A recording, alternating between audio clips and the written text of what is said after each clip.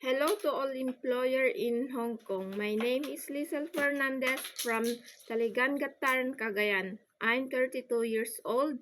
I am a happily married. I have two kids. Their age is 12 years old and 8 years old. I am a high school graduate only. My work experience as domestic helper in Kuwait for 6 years. I serve one couple and one children. His age is 6 years old. I do household chores like cleaning, cooking, washing clothes, and ironing. I want to work in Hong Kong because I want to give a better life to my family, especially to my children. To my prospective future employer in Hong Kong, please choose me as your domestic helper.